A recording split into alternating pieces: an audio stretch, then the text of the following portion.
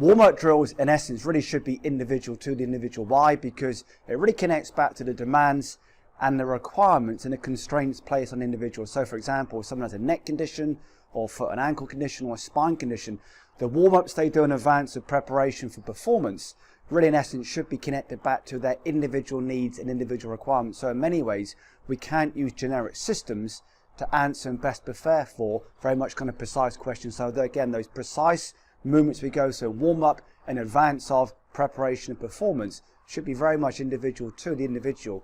And that really goes both from an anatomical observation, a physiological observation, and also connecting back more to those kind of swing concepts, swing perceptions, and swing awarenesses we have. So feel is a reference really used by many to kind of always guide how they're moving, how they're performing, how they're behaving. The real challenge with feel is a very unreliable reference. So it really should be more kind of how it feels today rather than kind of how it felt yesterday. So for example, as we kind of move through the day, our hydration levels, our sugar levels, our moods are always kind of changing almost continuously as you kind of wade through that day. So for example, what it feels like in the morning may feel very, very different to how it maybe feels in the afternoon. So often where many people get slightly kind of misguided and maybe slightly distracted is they try and find yesterday's feeling. But that's just how it felt yesterday based on where you're at in life, the mood you're in, again, hydration, sleep, recovery, time of day. So when it comes to warm-up, perhaps what we can do, it's about establishing and almost reinforcing what it feels like now rather than trying to find yesterday's feeling, for example, which is where many people maybe get slightly misguided. So we'll go through some kind of almost some steps we can use now, almost slightly generically, but they're generic for a reason.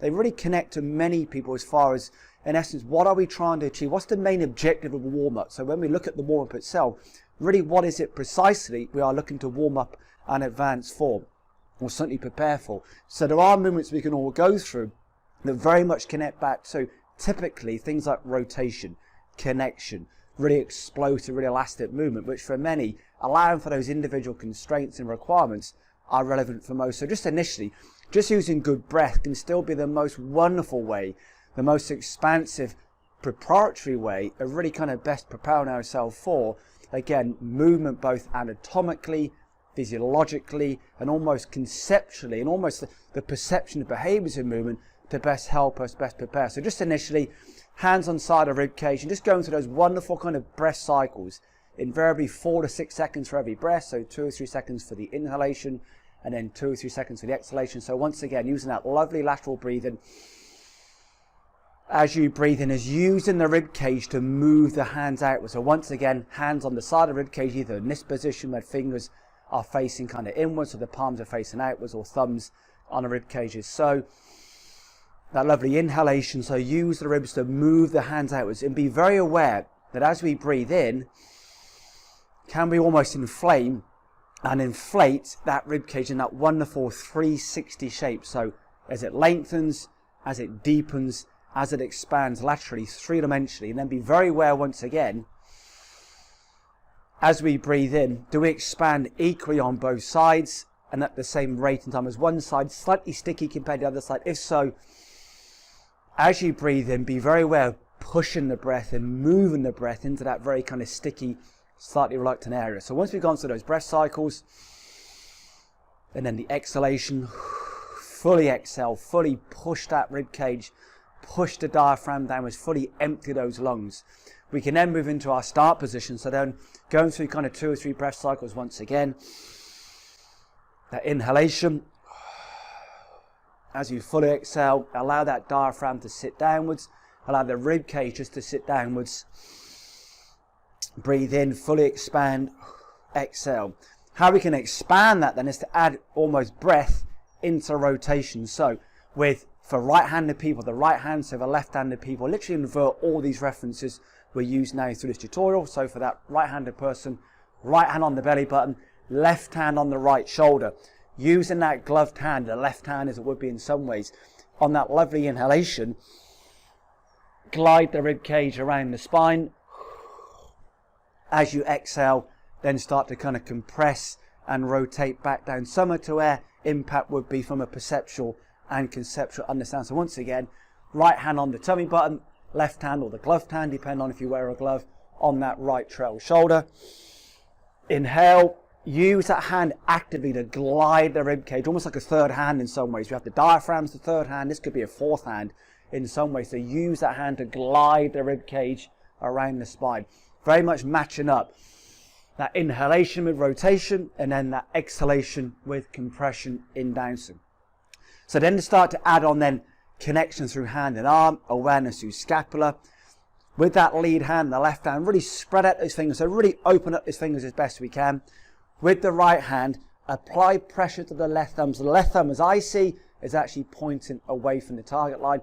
With that right hand, there's almost that conflict we try and produce. With the right hand, apply pressure to the thumb, but avoid the left thumb being collapsing. So you're almost using that left thumb to then apply pressure back into the right hand. So as that lead thumb starts to move upwards, as the trail elbow starts to put downwards, it's now starting to almost coordinate the inhalation with the rotation whilst keeping that pressure through that lead thumb, using that right hand to actively, very expansively apply pressure onto that lead or left thumb. So once again, apply pressure to the left thumb, inhalation, rotation, keeping that connection, keeping that pressure through that left thumb, exhalation, compression, once again keeping that connection through that left thumb or lead thumb as you move it into impact. And a final add-on, there's actually a few ways we can then do this. So again, the idea of breath, rotation, connection, to then start to make it much more explosive, much more elastic, that rebound, that compression, that wonderful rotation that we look to produce and achieve certainly through downswing to impact. There's a few ways of playing this. Just initially, lead foot or left foot in my case forwards, right foot back. So again, into those breath cycles, inhale, rotate, keep that connection, keeping the connection as you compress, as you exhale, being very aware of just being very active in that trail heel. So it's avoiding that trail heel, elevate and come off the floor, is keeping that pressure back into that trail heel, keeping that connection in and around that lead bead toe to really encourage that wonderful flexion, rotation, and almost then start to elevate through that lead hip as you move into an approach impact. So once again, lead foot forwards, trail foot back, go through 1 or 2 breath cycles, inhale, exhale, reproduce that at least several times, certainly when playing with this, into that connection, right hand on top of left thumb, as we inhale and rotate, keeping that pressure through that left thumb, keeping that trail heel, that right heel connected as we compress and expand, and then certainly exhale as we come down, keeping that pressure through that lead big toe. Hold that finish for maybe 2-3 seconds to get that lovely control, that rotation in and around that lead hip. And a real variable, much almost add-on, we can include then, again, into that start position, going through those lovely breath cycles, playing with those rotations, playing with that connections through that trail shoulder, lead thumb. Inhale, rotate, compress. But on this occasion, as you rotate back, just start to lift and almost coordinate as best you can, just lifting that lead foot. What it isn't is elevating and moving up to the rib cage. It still is best keeping down, keeping that wonderful kind of postural control, that rib cage facing downwards. So it's not lifting upwards, it's much more that lead foot elevating. And then actively, as you stamp, keep that pressure on that lead thumb with that right hand as we stamp and rotate into impact. An absolute priority is we stamp in transition or reconnect with that lead foot in transition before we start to actively rotate through the rib cage and pelvis. So once again, as you rotate back, initially go through those 2 or 3 breath cycles, keep the connection as we just start to lift and elevate through that lead foot, and then stamp, rotate, keep that connection through that lead thumb, keep that pressure on that right hand. Lift, stamp, rotate. So there's a series of movements we can play with it, really connecting to both our anatomy, our physiology, but very much around almost referencing, almost restoring, reinforcing what does it feel like now rather than how did it feel yesterday. Once again, feel is a very unreliable reference because it's controlled by so many things: mood, sleep, hydration, sugar levels, even sunlight, temperature, time of day can really influence our feel. So where many people get slightly misguided, certainly through warm-ups, they think, oh, I've lost the feeling from yesterday. In many ways good. Why? Because you're in a very, very different place in life today to where you were yesterday. So use these movements, use these advanced preparation movements we can go through, not only to help both our anatomical movement, our physiological well-being, but also to really reset and restore the reference of feel. What does it feel like now rather than what it felt like yesterday? Going through the idea of breath, rotation, connection, that lovely elastic explosive movement transition, and then just start to play with them once you move through these movements, some pitch shots into kind of mid-iron shots, and just start to be guided by, when I move this way through the drills, really what does it mean to me to then move that way in my golf swing.